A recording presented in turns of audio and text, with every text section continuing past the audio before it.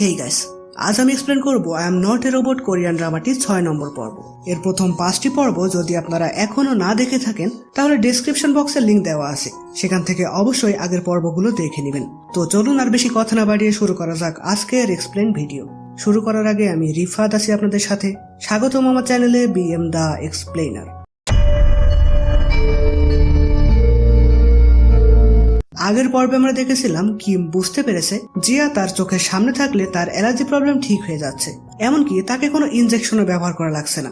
এছাড়াও আমরা দেখেছিলাম কিম জিয়ার সাথে ধীরে ধীরে অনেকটা ক্লোজ হয়ে যাওয়ায় হং জিয়াকে আর কিমের কাছে পাঠাবে না বলে সিদ্ধান্ত নেয়, এমনকি সে আজিত্রীকে বিক্রি করার জন্য অন্য কোনো ইনভেস্টর খুঁজতে থাকে। কিম তখন ঠিক করে সে নিজের হাতে রান্না করে খাইয়ে প্রথমে হংয়ের টিম মেম্বারদের পটাবে। তো সেই মতন সে সুস্বাদু অনেক খাবার রান্না করে। তারপর সন্ধ্যায় পাই, হোকতাল এবং সানিব যখন জিয়াকে নিতে আসে তখন কিম তাদেরকে খেয়ে যাওয়ার জন্য অনুরোধ করে। প্রথমে তারা না করলেও সানিব ও হোকতাল খাবারের নামগুলো শুনেই খেতে বসে যায়, কিন্তু কিম তো আগে কখনো এভাবে কাউকে আপ্যায়ন করে খাওয়ায়নি, তাই তাদের আগেই সে নিজে খেতে শুরু করে দেয়। জিয়া তখন তাকে এক সাইডে ডেকে বলে অতিথিদের খাওয়ানোর একটা ম্যানার আছে, প্রথমে আগে তাদেরকে খেতে দিতে হয়। ফলে কিম সেভাবেই তাদেরকে খাওয়াতে থাকে। এখানে কিম সানিব, হোকতাল ও পাইকে নাম্বার 1, 2, 3 এভাবে ডাকে, মানে সে তাদের নাম জানতো না। তো খাওয়া দাওয়ার পর তারা জিয়াকে নিয়ে যেতে চাচ্ছিল। কিম তখন চেষ্টা করেও জিয়াকে আটকানোর ব্যাপারে কিছু বলতে পারে না। তখন জিয়া বলে খাবার খেয়ে থালা বাসনগুলো অন্তত ধুয়ে যান। হোকতাল ও সানিব বলে হ্যাঁ, পাই তো খুব ভালো থালা বাসন ধুতে পারে। ফলে পাই থালা বাসন ধুতে যায়। এরপর জিয়া তার কাছে এসে বলে দেখো কিম এত বছর ধরে একা একা রয়েছে, আমরা কি এখানেই থেকে যেতে পারি না? পাই জানাই সেটা আর সম্ভব না, ডক্টর অলরেডি নতুন ইনভেস্টর খুঁজতে গেছে। এরপর কিম জিয়াকে তার কাছে ডাকে। সে বলে আমি পারলাম না তোমাকে আমার কাছে রাখতে। জিয়া বলে তুমি চেষ্টা তো করেছো। তো এরপর তারা বাইরে এসে দেখে পায়রা কিমের ক্লিনার রোবটটি মেরামত করছে। কিম তো সেটা দেখে চমকে যায় যে আমার প্রিটির কি হলো, আরো চলছে না কেন। তারা তখন রোবটটিকে কিমের থেকে নিয়ে সেটা যখন চালু করে তখন দেখা যায় রোবটটিতে তারা ফেস অ্যাড করে দিয়েছে। এখন থেকে রোবটটি পরিষ্কার থাকলে হাসবে এবং নোংরা থাকলে কাঁদবে। কিম তখন এতটাই খুশি হয় যে রোবটটিকে কিস করতে থাকে, যেটা দেখে পায়রা সবাই বুঝতে পারে উনি তাহলে এমনই, শুধু জিয়াকে না তার প্রিয় জিনিসগুলোকেই সে কিস করে। ফলে কিমের প্রতি ভুল ধারণা তাদের ভেঙে যায়। হোকতাল তখন বলে এটা ঠিক করতে আমার আবার ক্ষুধা লেগে গেছে, কেউ কি বিয়ার খাবে? কিম তখন তাদের জন্য চিকেন এবং বিয়ার নিয়ে আসে। এদিকে হং যে নতুন ইনভেস্টর খুঁজছে এটা সিওল জানতে পারে। সে তখন তার পিএ কে আদেশ করে যেভাবেই হোক হং এর সাথে ডিল করার ব্যবস্থা করো। ফলে তিনি সেই চোরদের মাধ্যমে হং এর ভিজিটিং কার্ড ম্যানেজ করে ফেলে। অন্যদিকে সারা রাত ড্রিঙ্কস করে পায়রা সবাই যখন ল্যাবে ফিরে আসে তখন হং জানায় আমরা নতুন ইনভেস্টর পেয়ে গেছি। সে প্রথমে আজিত্রীর প্রিভিউ দেখতে চাই, তোমরা আজিত্রীকে রেডি করো। আসলে হং সারা রাত ধরে ইনভেস্টর খুঁজে বেরিয়েছে, সে এইমাত্র বাড়িতে আসলো আর এই সুযোগেই জিয়ারা কিমের বাড়িতে ছিল। তো এরপর আমরা কিমকে দেখি সে সকালে ঘুম থেকে উঠেই হং নতুন ইনভেস্টর পেয়ে গেছে এই খবরটি জানতে পারে। সে তখন চলে যায় হংদের কাছে। তারপর হংকে একা ডেকে বলে আমি তোমার হারানো সম্মান ফিরে দেওয়ার ব্যবস্থা করব, প্লিজ আজিত্রীকে আমার কাছ থেকে নিয়ে যেও না। কিন্তু হং কিমের কথা শোনে না।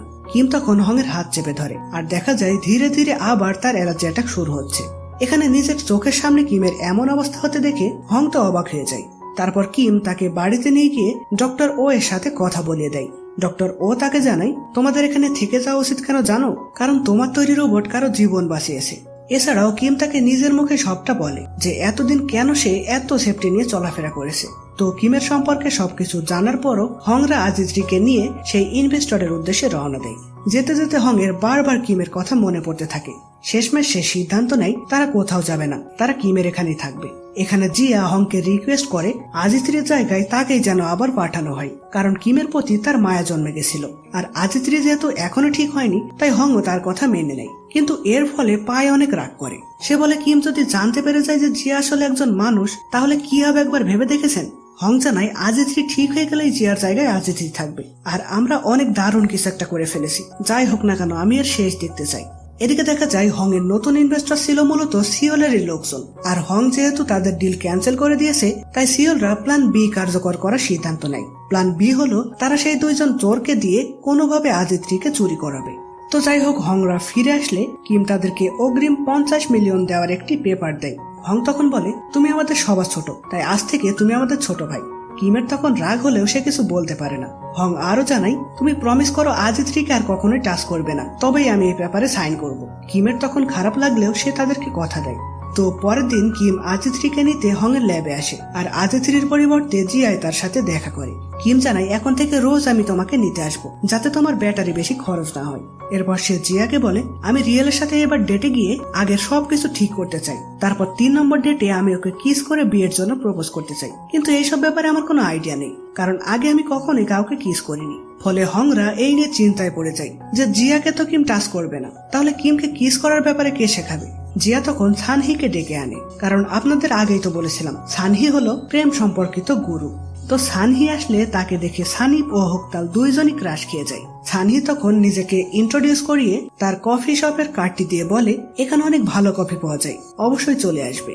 তো এরপর সানহি, হং এবং জিয়া কিমের সাথে দেখা করে। হং বলে সানহি আমার ফ্রেন্ড, ও তোমাকে ট্রেনিং করাবে, এই বলে সে সেখান থেকে চলে যায়। এরপর সানহি কিমকে অনেক কিছু বোঝায়, তারপর জিয়াকে নিয়ে পাশাপাশি হেঁটে যেতে বলে। এখানে দেখা যায় হাঁটার সময় তাদের দুইজনের হাত এবং কাঁধ স্পর্শ করছে আর তারা দুইজন অন্যরকম একটা ফিলিং পাচ্ছে। মানে আপনারা যারা প্রেম করেছেন তারা হয়তো বুঝবেন অনুভূতিটা কেমন। অবশ্য আমি সিঙ্গেল, আমি এই ব্যাপারে জানি না। তো যাই হোক, হঠাৎই সানহি জিয়াকে ধাক্কা দেয়। তখন জিয়া পড়ে যেতে গেলে কিম তাকে ধরে ফেলে। সানহি তখন বলে এটাই কিস করার পারফেক্ট টাইম। তারপর সে চলে যাওয়ার আগে বলে যায় ডেটে গেলে অবশ্যই ছাতা নিয়ে যাবে, যে কোনো সময় বৃষ্টি নামতে পারে। তো কথা মতন সেদিন রাতে কিম একটি ছাতা নিয়ে রিয়েলের সাথে ডেটে যাওয়ার সিদ্ধান্ত নেয়। আর কিস করলেও তার জন্য কোনো সমস্যা না হয় সেজন্য সে জিয়াকেও সাথে নিয়ে যায়। আর জিয়াকে দেখে শুনে রাখার জন্য জিয়ার সাথে হংও যায়। এদিকে সানিপ ও হকতাল সানহির কফি শপে যায় কফি খেতে।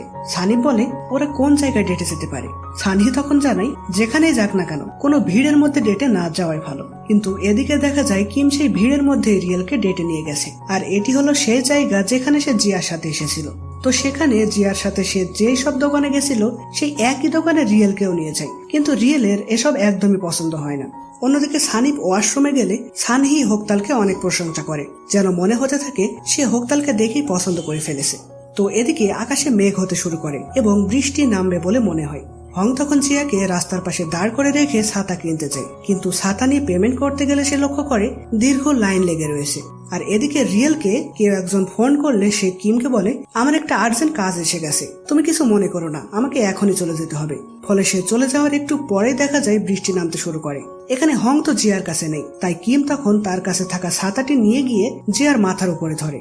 এখানে দেখা যায় কিম যেই ছাতাটি নিয়ে গেছিল সেটি ছিল জিয়ার ছাতা, অর্থাৎ সুইচ প্রেস করলেই যেটি ট্রান্সপারেন্ট ছাতা হয়ে যায়। তারা তখন সেই ছাতার ভিতর থেকে বৃষ্টি উপভোগ করতে থাকে। কিম জানায় এই ছাতাটা যে বানিয়েছে সে আসলে অনেক জিনিয়াস, আমার খুব ইচ্ছা এই ছাতার মালিকের সাথে যদি দেখা করতে পারতাম। জিয়া তখন মনে মনে খুশি হয় যে তার আবিষ্কারে কেউ একজন খুশি হয়েছে, এমনকি তাকে জিনিয়াসও বলেছে।